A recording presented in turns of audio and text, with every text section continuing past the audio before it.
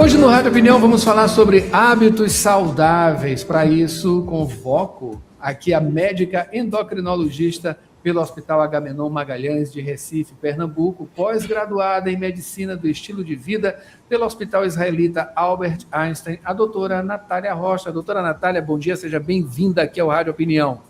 Bom dia, Adalberto, bom dia aos ouvintes.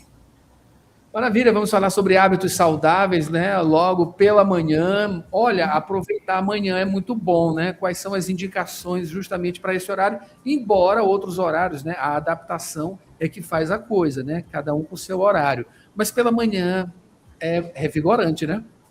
Com certeza. A gente tem, né, o nosso que a gente chama de ciclo circadiano, que é o nosso relógio biológico.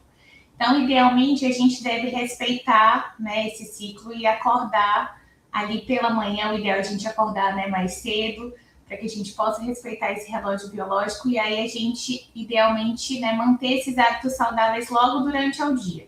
Tanto a alimentação, priorizando o café da manhã. Eu sei que às vezes tem algumas pessoas que gostam de pular essa refeição, né, mas no geral não é um hábito muito saudável. Se a gente também conseguir se expor ao sol, então fazer logo pela manhã alguma prática de exercício físico, isso também vai fazer toda a diferença ao longo do dia. O sol é muito importante, né, doutora? O sol é muito importante. Claro, a gente tem que ter cuidado, né, com certos horários, mas ele é importante. Começo da manhã, final da tarde, enfim, eles têm o mesmo efeito no começo da manhã e no final da tarde, é isso? Então, a gente tem que ter, claro, né, a prevenção, né, e ter um cuidado aí para a exposição solar excessiva, né, pelo risco de câncer de pele. Mas até o nosso relógio biológico, Adalberto, ele vai ser influenciado pela luz. Então, né, se a gente se expor logo pela manhã, não se expor diretamente ao sol, mas em um ambiente claro, isso já vai ajudando, né, o nosso reloginho biológico ali a se adaptar e a se organizar, que ali é o início da manhã, ali é o início do nosso dia, o início da nossa produtividade. A gente tem visto até algumas pesquisas que trabalhadores noturnos, né, então muitas vezes profissionais que são plantonistas, e aí inclusive profissionais da saúde, né, bombeiros, policiais, que muitas vezes têm que trabalhar à noite, só por trabalhar à noite e não dormir bem nesse horário já é um fator de risco para o adoecimento. Doutora, a vitamina D, ela é muito importante para a gente, né? Por quê? Então, a vitamina D, Adalberto, ela, primeiramente, né, a gente teve uma atribuição à nossa saúde óssea, mas hoje a gente vem, né, com os estudos, a gente vem estudando a vitamina D como um pró-hormônio, não só impactando, né, na melhora da nossa saúde óssea, mas também na nossa saúde imunológica, né, na nossa disposição. Então, é uma vitamina que, na verdade, se ela tiver em deficiência, a gente pode ter inúmeros sintomas. Isso pode impactar a nossa saúde, principalmente, né, diminuindo a nossa imunidade, a nossa disposição, fazendo com que a gente adoeça com mais frequência. Doutora, vamos falar sobre ganho de peso, né? Isso é uma coisa que atinge cada vez mais, né? Brasileiros, né? Não só brasileiros, é um problema mundial, né? Pode-se dizer. Por que a gente tem tanto problema, doutor, em controlar a boca?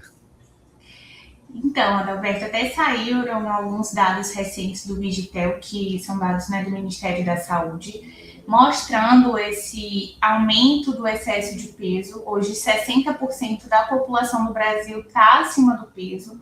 A gente vê que temos quase 30% das pessoas com obesidade. Então, é uma outra epidemia que a gente enfrenta.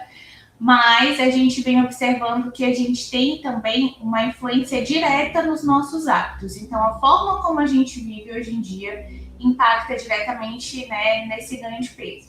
Então, a gente muitas vezes tem uma rotina muito estressante, uma jornada de trabalho ali, em que a gente muitas vezes só vive ali para o trabalho e aí a gente não consegue se alimentar bem, não, às vezes, muitas vezes não arruma tempo para fazer atividade física, dorme pouco.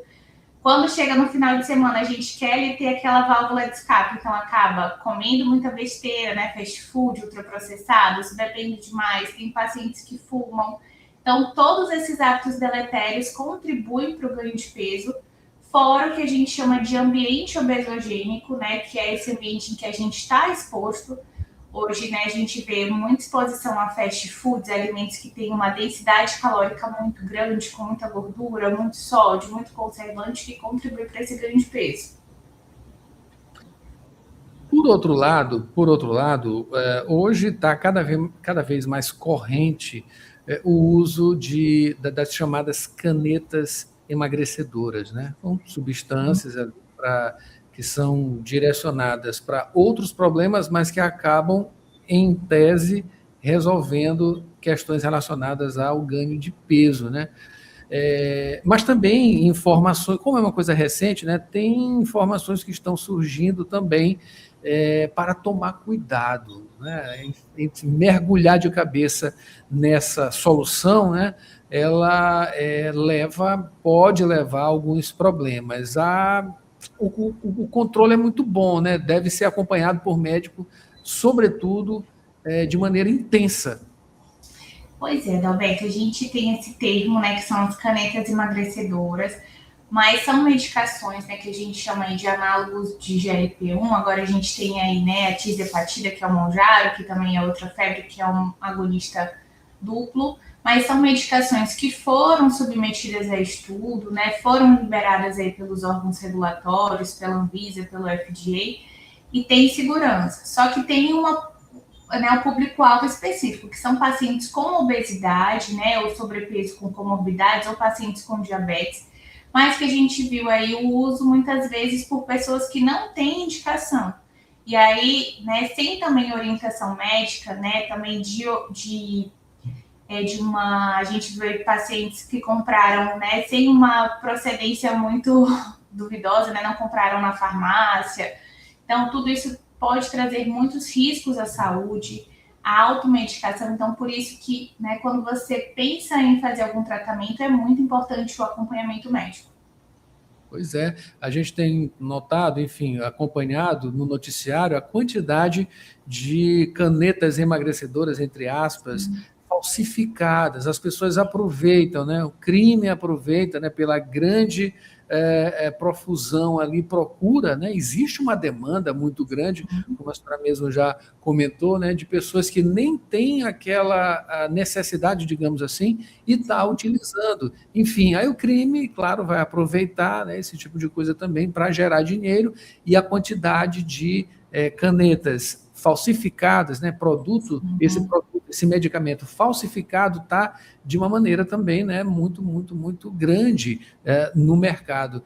E esse acompanhamento médico que é extremamente necessário, não só para as questões relacionadas ao tratamento mesmo, né, mas como também, né, as questões relacionadas à procedência desse material. Mas, doutora, eu queria que a senhora falasse sobre para quem é que precisa, no caso, né, de um tratamento como esse, com a chamada caneta emagrecedora. Bom, o que a gente vai observar hoje, Adalberto? É importante a gente falar cada vez mais sobre esse assunto, porque hoje a gente entende a obesidade como uma doença crônica que vai se relacionar com outras doenças. Então, pacientes que apresentam, né, essa obesidade, eles precisam de um tratamento, né? E esse tratamento, ele pode ser feito com remédios, e muitas vezes esses remédios, a gente tem essa classe principal, que são, né, os análogos do GLP-1, que são as canetas emagrecedoras, né, como popularmente ficaram conhecidas, mas também a gente tem outros tipos de medicação. E é muito importante a gente frisar também que o tratamento da obesidade não se resume só em usar o remédio. A gente precisa ter uma mudança, né, dos nossos hábitos, da forma como a gente está vivendo, para que a gente possa ter um emagrecimento saudável e para que a gente consiga perder também, manter esse peso perdido a longo prazo. É importante, doutora, muito importante isso mesmo, né? A atividade física, ela chega nesse sentido para ajudar bastante. E o que me faz pensar aqui, né, me dá um remorso aqui, porque eu estou totalmente alterado, doutora, por conta justamente disso, né? Ainda falta, né, retomar atividade física, alimentação também, isso tudo ajuda a desequilibrar. Eu queria que você deixasse justamente uma mensagem, né, não só para mim que estou fora aqui desses parâmetros, né, para quem está ouvindo também, para procurar, né, procurar justamente um médico, acompanhamento médico e retomar suas atividades, ou então, se você não está retomando, tomar essa atitude e procurar atividade, enfim, também, claro, informação. Bom, então eu acho que é importante, né? Todo mundo quer ter uma boa saúde, qualidade de vida, autonomia, e a base da nossa saúde, antes da gente pensar em medicações, vitaminas ou suplementos, são os nossos hábitos. Então, principalmente, a gente tentar priorizar ali uma alimentação com comida de verdade, tentar se movimentar e se exercitar o máximo possível. Então, todo exercício conta, né? A gente tem o ideal e a gente tem o que pode ser possível. Então, se eu consigo ali no final de semana, isso já vai ter um impacto positivo na saúde.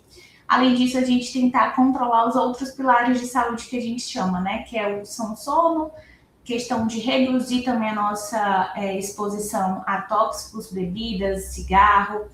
Também controlar o estresse e a gente prestar atenção também nos nossos relacionamentos, né? Na nossa saúde emocional e mental, que impacta também diretamente a nossa saúde. Doutora, eu estou devendo, tá? Mas na próxima entrevista que a gente tiver, eu prometo que eu vou estar bem melhor. Eu ainda estou no ritmo das férias, né? Antes de voltar, eu estava de férias, enfim, o ano ainda não começou. Para as pessoas, ainda dá tempo, tá, pessoal? 2026 está só começando, então ainda dá tempo, doutora. Com certeza. Eu acabei de conversar aqui com a doutora Natália Rocha. Ela é médica endocrinologista pelo Hospital Agamenon Magalhães de Recife, Pernambuco, e também pós-graduada em Medicina do Estilo de Vida pelo Hospital Israelita Albert Einstein. Doutora, muito obrigado e um bom dia. Eu que agradeço, bom dia. É isso aí, Mara Nogueira. A gente finaliza assim o jornal Rádio Universidade. Mara Nogueira de volta com a gente. Mayra, bem-vinda. Você assume agora a sessão das 8, tá? Exatamente. Todo mundo com saudade aí. Os comentários também continuam aqui, tá? O Fábio de Nazaré mandando um abraço, um bom dia. A Isabel, né? Eu já falei. Mandando um bom dia aqui para Adalberto Borges. Mayra, seja bem-vinda. Isso tudo no YouTube, tá? Pessoal, muito obrigado pela companhia. Mayra já está de volta, daqui a pouquinho a gente toma um café junto aqui em comemoração a esse retorno. Continuem com ela aqui, agora a sessão das 8, antes tem Rádio Ciência. Mayra Nogueira, até amanhã. Até amanhã e eu vou continuar já trazendo para você as melhores no Sessão das 8. Tem Kid de Abelha, Lulo, Lenine, Paralamas do Sucesso e muito mais. E Mayra Nogueira, né? Apresentando. Até mais. Até mais.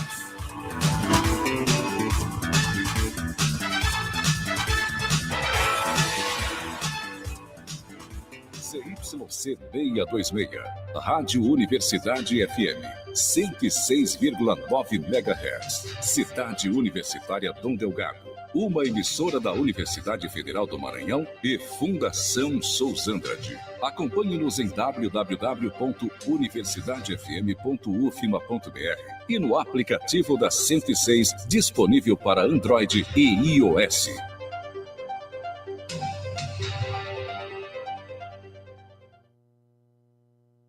Você confere a hora certa na Universidade FM. 8h04, 8 horas e 4 minutos. Pesquisa da UEMA revela parasitas em búfalos da Baixada Maranhense. Você sabe o que são bacias lacustres? Eu sou Pedro Batista e já está no ar mais uma edição do Rádio Ciência. Pesquisa, produção científica e as discussões do ambiente acadêmico. Rádio Ciência. As notícias do universo científico. De segunda a sexta, agora em 4 horários. 8 da manhã, 2 da tarde, 6 da tarde e 9 da noite. Na Universidade FM. O programa Rádio Ciência tem o apoio da FAPEMA, Fundação de Amparo à Pesquisa e ao Desenvolvimento Científico e Tecnológico do Maranhão.